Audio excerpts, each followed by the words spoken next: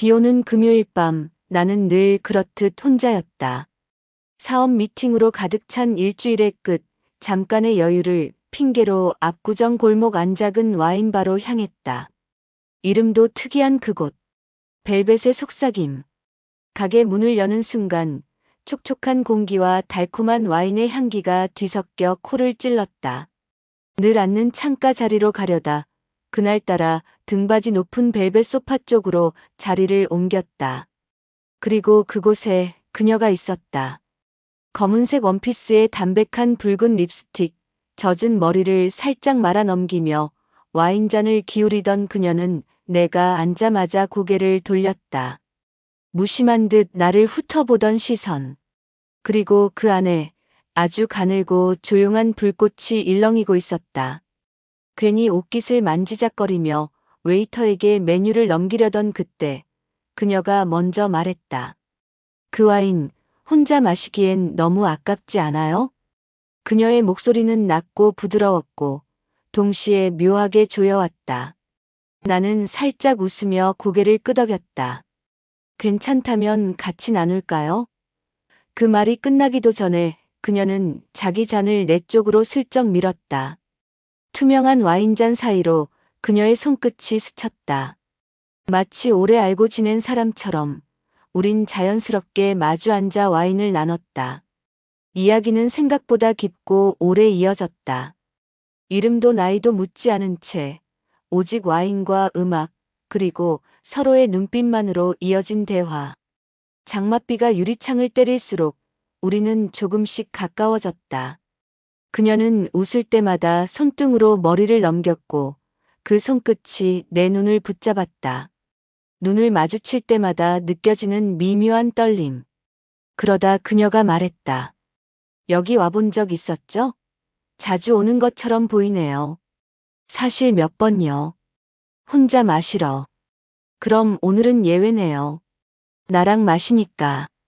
그녀의 말은 대수롭지 않은 듯 들렸지만 그 순간 나는 무언가가 바뀌고 있다는 걸 느꼈다.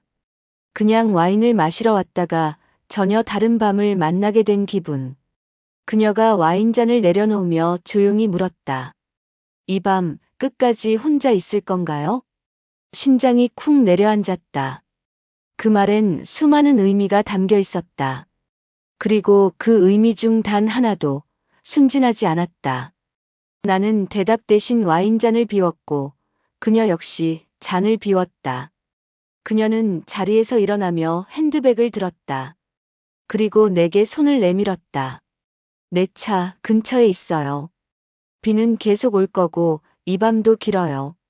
순간 나는 머릿속으로 수십 개의 시나리오를 돌렸다.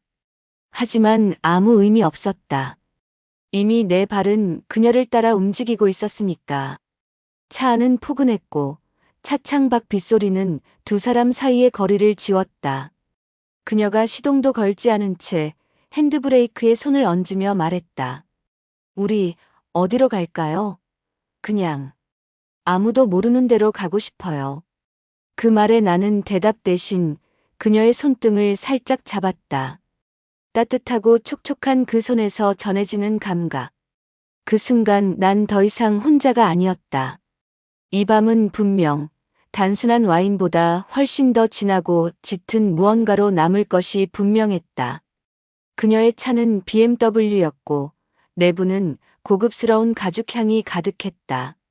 빗물 맺힌 유리창 사이로 흘러나오는 잔잔한 재즈, 어두운 골목 속 주차된 차량 안, 그 모든 게 마치 무대처럼 느껴졌다. 차 안은 좁고 공기는 점점 짙어졌다. 내가 그녀의 손등을 잡았을 때 그녀는 피하지도 당황하지도 않았다. 오히려 손을 살짝 틀어 내 손가락 사이로 손을 끼워왔다. 이런 건 처음이죠?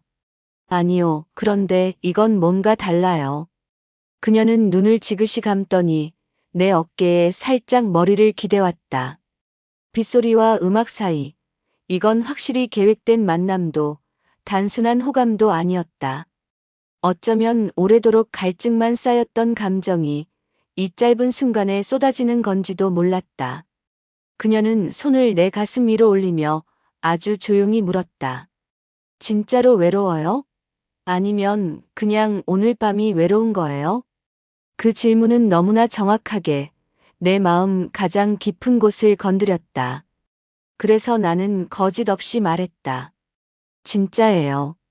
오랫동안 그랬고 오늘은 특히 더. 그녀는 말없이 내 셔츠 단추를 하나 풀었다. 목덜미로 내려앉는 그녀의 손길이 천천히, 아주 천천히 몸을 타고 흘러내렸다. 나는 어느새 그녀의 숨결을 고스란히 느끼고 있었고 내 입술은 그녀의 귓가를 맴돌았다. 지금 이 순간 우리만 알고 있는 비밀이 되면 안 될까요? 그녀는 가만히 고개를 끄덕였다. 그리고 아주 낮게 속삭였다. 그런 비밀 나 너무 좋아해요. 차 안은 더 이상 단순한 공간이 아니었다. 그녀의 손끝이 셔츠를 열어젖히고 내 손이 그녀의 허리선을 따라가며 그 곡선을 확인할 때 우리는 이미 돌아갈 수 없는 곳까지 와 있었다. 와인 잔을 부딪히며 나눴던 가벼운 유머는 사라지고 지금은 오직 서로의 온도와 향기만이 남았다. 그녀의 입술은 부드러웠고 내 심장은 터질 듯 뛰었다. 그녀의 손이 허리춤 안으로 미끄러져 들어오는 순간 나는 마치 세상이 멈춘 것 같은 착각에 빠졌다. 그녀는 날 유혹하는 게 아니라 나를 꺼내주고 있었다. 오래도록 묶여있던 나 외로움이라는 껍데기 안에서 우리는 결국 차 안에서 내려 인근 호텔로 걸었다. 말을 줄였고 대신 숨소리가 대화를 대신했다. 프론트 앞에서 눈을 피했고 엘리베이터 안에서 그녀의 손은 다시 내 손을 찾아왔다. 8층, 조용한 복도, 자동문 열리는 소리. 문이 닫히자마자 그녀는 코트를 벗었고 나도 그녀를 벽 쪽으로 당겼다. 바람 빠진 와인처럼 그 밤은 깊고 짙게 터졌다. 침대가 아닌 거실 소파에 쓰러지듯 서로를 끌어안고 그동안 외면했던 감각을 하나하나 되찾았다. 그녀는 숨을 가쁘게 몰아쉬며 중간중간 내 귓가에 속삭였다. 이런 밤 우리만이 아는 거죠? 당신도 나도. 우린 그렇게 새벽까지 말없이 모든 걸 나눴다. 그리고 아침 커튼 사이로 들어온 햇살이 우리를 깨웠을 때 그녀는 한 손으로 내 팔을 툭툭 치며 말했다. 우리 다시 와인 마시러 올래요? 같은 자리에서. 그녀는 내게 번호도 이름도 묻지 않았다. 그저 다시 같은 와인바, 같은 밤을 약속했다. 이 관계는 시작된 게 아니었다. 이미 오래전부터 준비된 것처럼 느껴졌으니까. 며칠이 지나고 다시 찾은 벨벳의 속삭임. 나는 지난번 앉았던 자리로 가지 않고 이번엔 그녀가 앉았던 자리 쪽으로 향했다. 왠지 그 자리에 앉으면 다시 그녀가 나타날 것 같은 착각 때문이었다. 자리 앞엔 와인잔 2개, 테이블 조명 아래 놓인 붉은 장미 한 송이. 직원이 다가오며 익숙한 얼굴로 인사를 건넸다. 그날처럼 2잔 준비해드릴까요? 그녀가 왔었다는 말이었다. 내가 없을 때도. 나는 가만히 고개를 끄덕였다. 그날처럼 해주세요. 똑같이. 와인이 따라지고 조명이 조금 더 낮아졌다. 음악은 달랐지만 분위기는 여전했다. 그리고 그때였다. 내 앞에 누군가가 앉았다. 흰 블라우스에 진주 귀걸이. 지난번보다 훨씬 단정하지만 그 눈빛은 그대로였다. 그녀였다. 아무런 예고도 없이. 기다렸어요. 올 줄 알았거든요. 그녀의 말에 심장이 이상하게 뛰었다. 그래서 나를 먼저 기다린 거예요? 그날이 우연이었다면 오늘은 필연이죠. 그녀는 와인을 들어 올렸다. 우리 이름도 없이 시작했으니 계속 그렇게 가볼래요? 이름도 나이도 신분도 없이. 그냥 이 와인처럼 향으로만 기억되는 사람으로. 나는 잠시 망설였지만 이 관계는 애초에 선을 넘은 곳에서 시작된 거였다. 그래요. 나쁘지 않네요. 오히려 더 솔직해질 수 있겠어요. 그녀는 의미심장하게 웃었다. 그런 관계 생각보다 오래 가요. 오히려 더 뜨겁게. 그날 밤 우리는 다시 호텔로 향했다. 이번엔 그녀가 먼저 문을 열고 나를 이끌었다. 룸 안에 들어서자마자 그녀는 힐을 벗으며 말했다. 오늘은 내가 준비했어요. 와인도 음악도 조명도. 조명이 켜지자 방 안엔 와인과 치즈, 그리고 한쪽에 놓인 얇은 실크 로브가 눈에 들어왔다. 그녀는 내게 그 로브를 손에 쥐어주며 말했다. 오늘은 당신이 벗기는 거 말고 입혀줘요. 나 오늘은 받아들이고 싶어요. 조금 더 천천히. 그녀는 욕실로 사라졌고 물 흐르는 소리와 함께 내 심장은 더 빠르게 뛰기 시작했다. 거울 앞에서 준비하며 나는 문득 생각했다. 이렇게까지 한 여자에게 끌린 적이 있었던가? 겉모습도 아니고 대화도 아닌 마치 오래전부터 알고 있던 사람처럼 감각이 익숙하게 반응하고 있었다. 그녀가 실크 가운 하나만 걸친 채 욕실에서 나왔다. 촉촉하게 젖은 머리칼, 그리고 살짝 비껴진 어깨. 나는 준비해둔 로브를 펼쳐들고 다가갔다. 그녀의 몸에 천이 닿는 순간 그녀는 눈을 감고 숨을 들이켰다. 이렇게 입혀지는 기분 오랜만이에요. 그녀는 나를 소파 쪽으로 데려갔다. 그리고 말없이 무릎 위에 앉아 내 손을 이마로 끌어올렸다. 내 손등에 입술을 부딪힌 그녀는 그제야 아주 낮게 조용히 말했다. 사실 나 결혼했어요. 숨이 멎는 줄 알았다. 뭐라고요? 헤어질 생각이에요. 이건 변명이 아니라 진짜예요. 하지만 그게 끝나기 전까진 그냥 이름 없이 가고 싶어요. 나는 무거운 침묵 끝에 겨우 한마디를 꺼냈다. 왜 나한테 그런 걸 말하죠? 당신이 너무 정직해서요. 그런 눈으로 나를 보지 마요.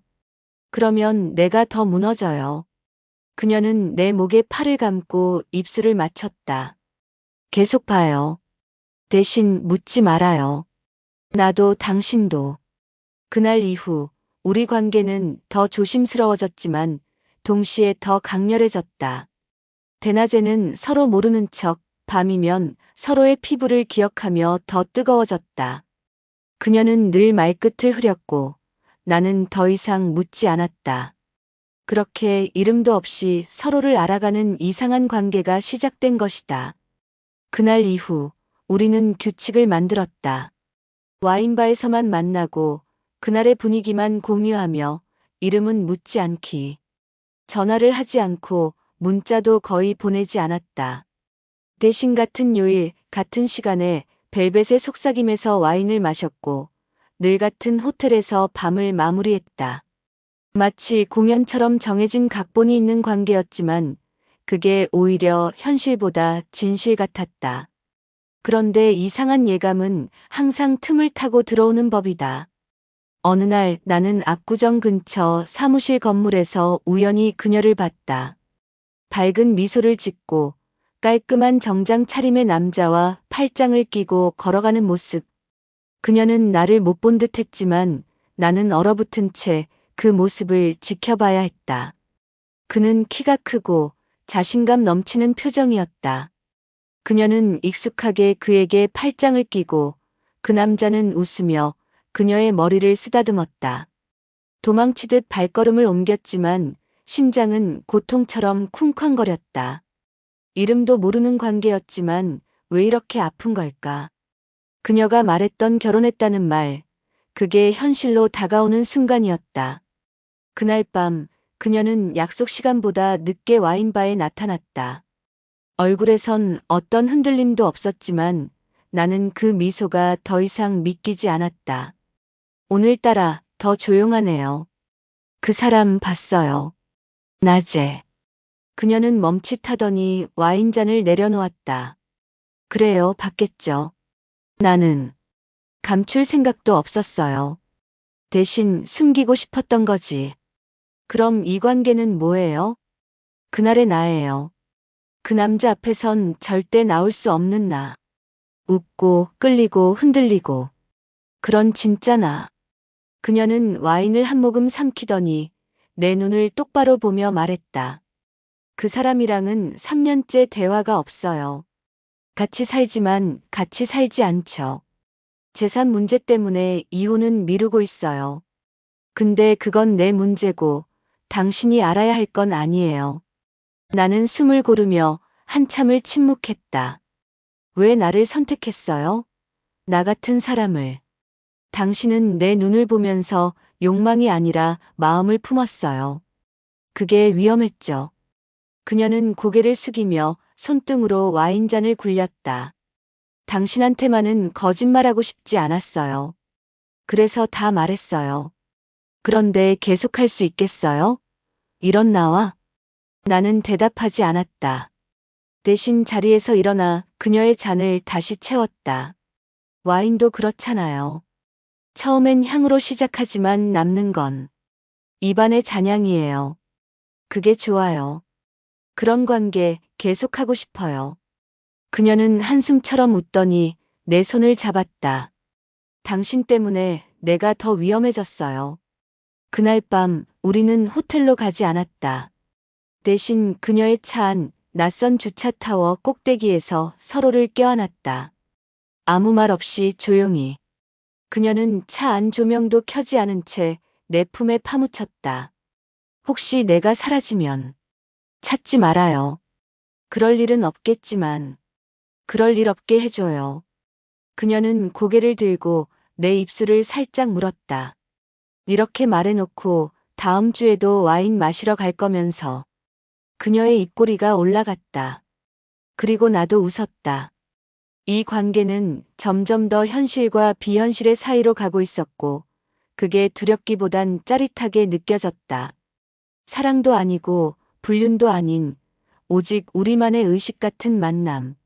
하지만 그 다음 주 그녀는 나타나지 않았다. 그리고 그 다음 주도 또 그 다음도 전화도 문자도 없던 우리는 그저 그렇게 멈춰졌다.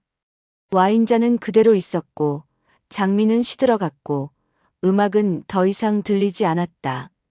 그녀는 사라졌고 나는 다시 혼자가 되었다. 하지만 이 이야기는 아직 끝나지 않았다. 그녀는 사라지기 위해 준비한 것이었고 나는 그 준비조차 몰랐던 것이다. 3주가 흘렀다. 벨벳의 속삭임은 여전히 같은 음악을 틀고 있었고 같은 자리에 와인잔 2개가 놓였다. 하지만 그녀는 나타나지 않았다. 이젠 어느 누구도 그 자리에 앉지 않았다. 웨이터도 더 이상 내 눈치를 보지 않았고 장미도 더 이상 준비되지 않았다. 나는 그 자리에 앉아 늘 와인만 마셨다. 기억을 마시는 것처럼. 그날 밤도 그랬다. 거의 마지막이라고 생각했던 날. 마지막 잔을 마시고 일어서려던 순간 테이블에 놓인 종이 쪽지 하나가 눈에 들어왔다. 내가 먼저 갔어요. 다시 만나면 내 진짜 이름을 말해줄게요. 글씨는 그녀의 것이었다. 두 손이 떨렸다. 심장이 다시 뛰기 시작했다. 그녀는 나를 피한 게 아니었다. 뭔가를 준비하고 있었던 거다. 나는 다음 주 그녀가 남긴 그 한 줄만을 믿고 다시 벨벳의 속삭임으로 향했다. 하지만 그날 그녀 대신 나를 기다리고 있던 건 한 남자였다. 그 남자는 자리에 앉자마자 나에게 명함을 내밀었다. 강지호 서울중앙지검 검사입니다. 눈앞이 아득해졌다. 무슨 일입니까? 그는 침착한 목소리로 말했다. 정확하게 말씀드리면 신분 세탁된 이중 인물에 관한 수사입니다. 당신이 만났던 여자, 그녀는 실명이 아닙니다. 숨이 멎는 것 같았다. 뭐라고요? 그녀는 모 재벌가 회장의 2번째 부인이었고 현재는 내부 비리와 관련된 참고인입니다. 신변 보호를 위해 일정 기간 신분을 감춘 채 보호 중이었습니다. 나는 충격의 말을 잃었다. 그녀는 왜 나를 만났던 거죠? 당신은 위험하지 않은 인물이었기 때문입니다. 감시망을 피하기 위한 위장 접촉으로 시작됐지만 중간에 통제 불가능한 감정이 개입된 것 같더군요. 내 손에 식은 와인잔이 쥐어졌다. 그가 마지막으로 말했다. 그녀는 곧 다시 사라질 겁니다. 완전히. 혹시라도 다시 만나게 되면 그건 우연이 아닙니다. 대신 지금부터는 조심하세요. 그 말이 끝나고 그는 자리에서 일어나 사라졌다. 남은 건 내 안에 맴도는 수천 가지 의문. 그녀가 했던 말들, 눈빛, 숨결 전부 계산된 것일까? 아니면 그 안에 진심이 있었던 걸까? 며칠 후 이상하게 생긴 소포 하나가 내 사무실로 도착했다. 발신인도 주소도 없이. 작은 케이스 안엔 와인바 벽에 걸려있던 흑백 사진이 있었다. 사진 뒤엔 짧은 메모. 이건 진심이었어요. 그리고 나 아직도 매주 수요일에 와요. 다른 와인바지만. 나는 다시 혼란에 빠졌다. 끝난 줄 알았던 이야기, 도망친 줄 알았던 여자, 그리고 여전히 나를 부르는 듯한 붉은 와인의 그림자. 나는 다음 수요일 그 메모에 적힌 다른 와인바를 향해 걷기 시작했다. 서울의 밤, 은밀한 조명 아래. 그녀는 정말 다시 나타날까? 그리고 이번엔 그녀의 진짜 이름을 들을 수 있을까? 메모에 적힌 와인바의 이름은 루미에르. 청담동 골목 안 간판 없는 문 하나. 벨벳의 속삭임과는 전혀 다른 느낌이었다. 조명은 더 어두웠고 음악은 더 느렸다. 그리고 사람들은 눈빛보다 손길로 말을 걸었다. 나는 그곳에서도 그녀를 먼저 찾지 않았다. 어쩌면 없을 수도 있으니까. 아니, 이젠 진짜 끝났을 수도 있으니까.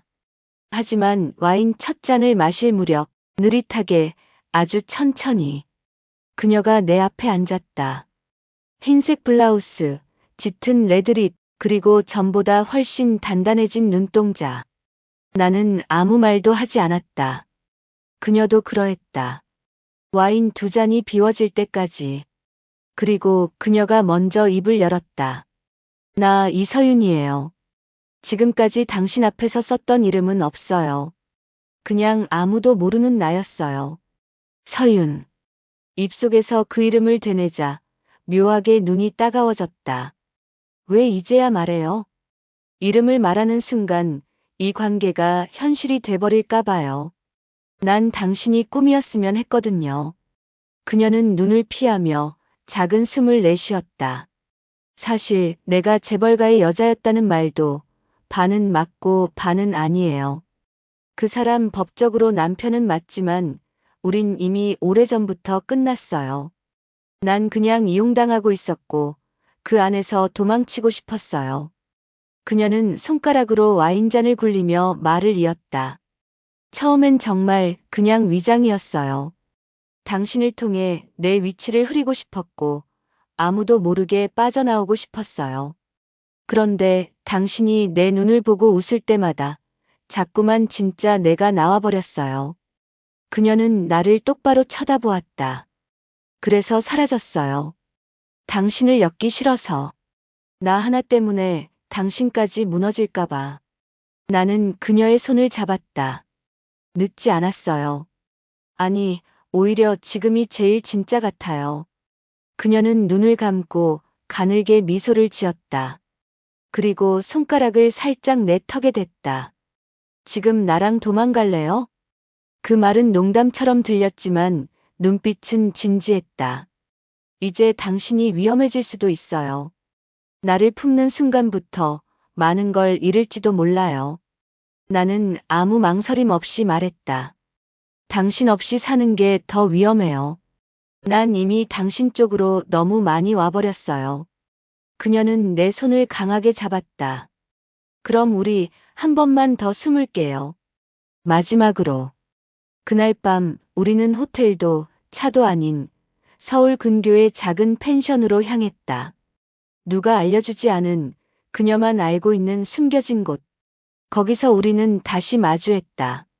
이름을 부르고 진심을 쏟아내고 사랑이라고는 감히 말하지 않았지만 서로의 온도를 나눴다. 그녀는 말없이 웃었고 나는 말없이 안아줬다. 하지만 그 밤의 마지막 순간 침대 옆 테이블 위에 놓인 그녀의 가방 안에서 난 우연히 너무도 낯익은 사진 한 장을 발견하고 말았다. 그 사진 속엔 나였다. 내가 몇 년 전 지방에서 운영하던 작은 사업장 앞에서 누군가와 악수하는 장면. 당시 언론에 한 번 나온 적이 있었던 사진. 그런데 그걸 그녀가 왜 갖고 있었을까? 심장이 식는 소리가 들렸다. 그 순간 그녀가 나를 뒤에서 끌어안으며 말했다. 그 사진 그게 내가 당신을 처음 알게 된 이유였어요. 나는 입술을 굳게 다문 채 천천히 몸을 돌렸다. 처음부터 나를 알고 있었어요? 그녀는 고개를 끄덕였다. 그때부터였어요. 당신이 위험하단 걸 알면서도 이상하게 계속 끌렸어요. 모든 게 무너져 내렸다. 내가 믿었던 우연, 내가 느꼈던 설렘, 그 모든 시작이 이미 정해진 운명이었다는 걸 알게 됐을 때 펜션의 창밖엔 빗방울이 흩뿌리고 있었다. 그녀는 조용히 말끝을 흐리며 사진을 가방에서 꺼내 내 손에 올려두었다. 그 사진 분명 7년 전이었다. 내가 작은 제조 공장을 처음 세웠을 때 지자체에서 지원 사업 대상으로 선정되어 기자들이 잠깐 왔을 때 찍힌 거였다. 내겐 아무 의미 없는 흑백의 장면. 하지만 그녀에겐 시작이었다고 했다. 그때 당신이 인터뷰에서 했던 말 아직도 기억나요. 그녀는 속삭였다. 나는 실패해도 다시 일어날 수 있다고 믿는다. 정직하게 천천히 가도 된다고. 그 말이 너무 낯설게 들렸어요. 우리 세계에선 그런 말 아무도 안 하거든요. 나는 숨을 들이마셨다. 그 말을 왜 기억해요? 당신을 그때부터 계속 지켜봤어요. 이상하게 자꾸만 생각나서. 그녀는 조용히 펜션의 창문을 닫고 내 옆으로 돌아와 앉았다. 그 후에 내가 결혼했던 남자가 당신 회사를 인수하려 했어요. 부동산 가치를 노리고. 당신은 결국 그걸 거절했고 회사는 부도가 났죠. 순간 머리가 하얘졌다. 뭐라고요? 그 사람, 당신 회사를 망가뜨리기 위해 미끼를 던졌어요. 그때도 몰랐어요?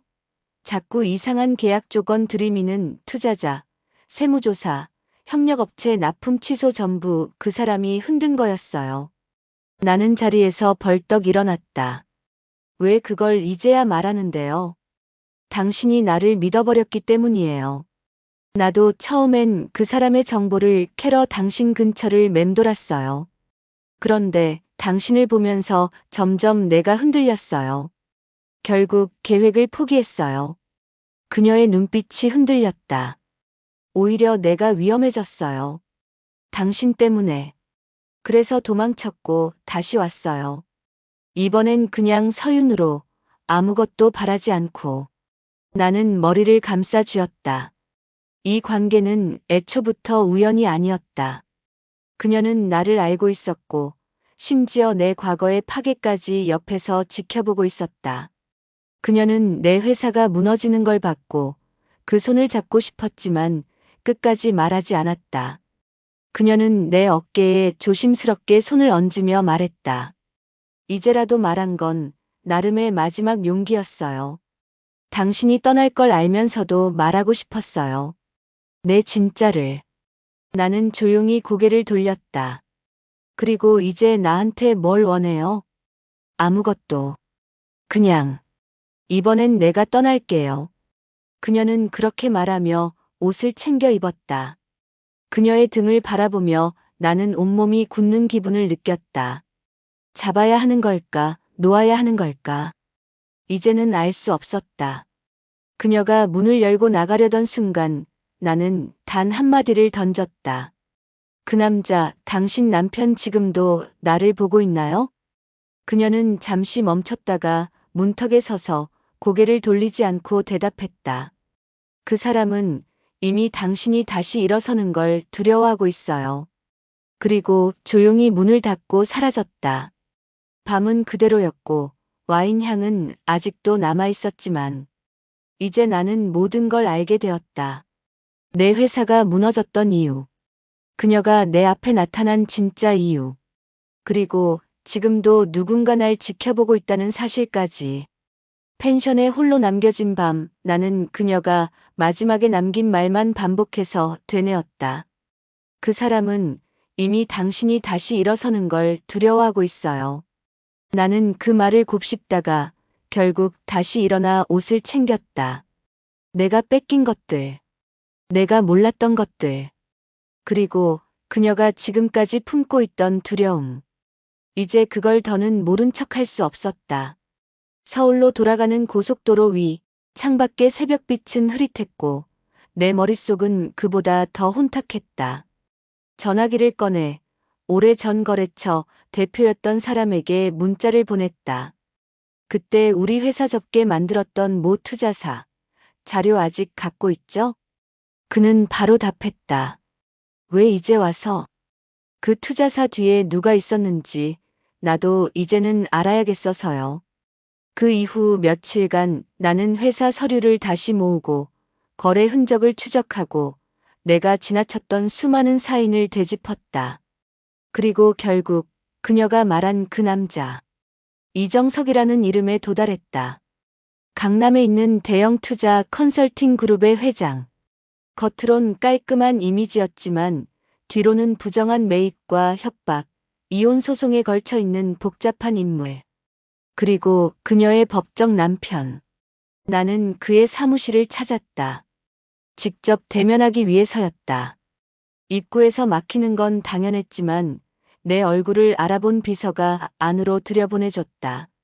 그는 의외로 여유로운 표정이었다. 아, 김 대표. 오랜만이네요. 사업 다시 하신다고요? 나는 조용히 그 앞에 앉아 말했다. 내가 다시 시작하든 말든 당신이 더는 방해하지 않았으면 좋겠어요. 그는 웃었다. 방해라뇨. 난 그냥 시장을 조정한 것뿐이에요. 당신이 감정적으로 받아들인 거겠죠. 나는 책상 위에 그녀의 메모 사본을 올려놨다. 그 사람은 이제 당신 옆에 없어요.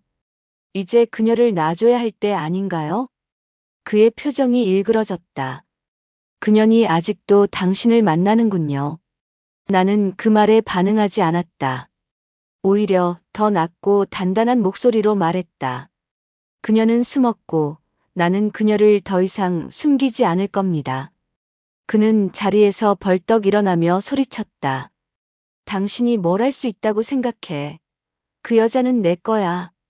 그 순간 내 안에 뭔가가 터졌다. 나는 침착하게 웃으며 말했다. 그 여자가 당신 걸 거면 당신도 누군가한테 뺏겨본 적 있죠? 그는 얼굴이 붉어지며 주먹을 꽉 쥐었고 나는 조용히 문을 나섰다.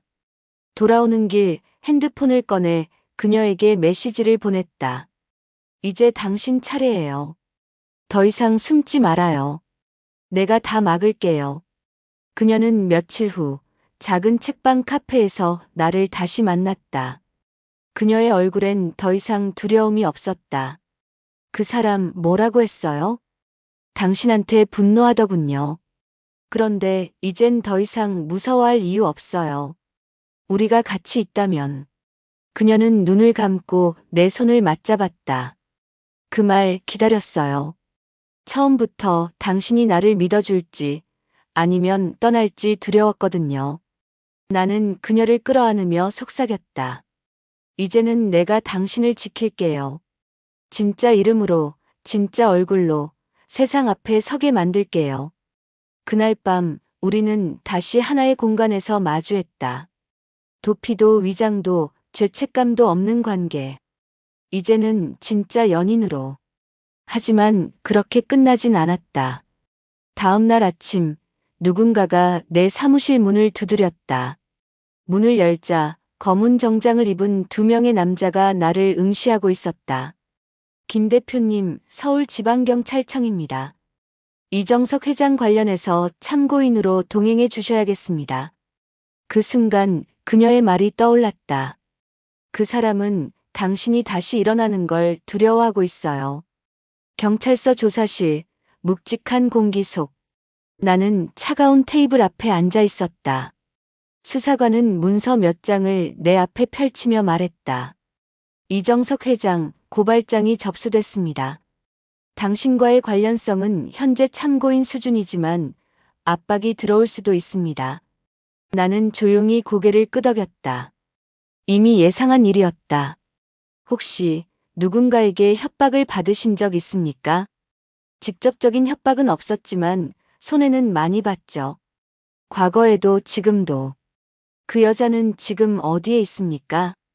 그 질문에 나는 숨을 멈췄다. 그 여자는 이제 숨지 않아요. 그리고 어디 있는지 이제는 저도 모릅니다. 그녀를 지키기 위해 그날 밤 나는 말 없이 떠나라고 했다.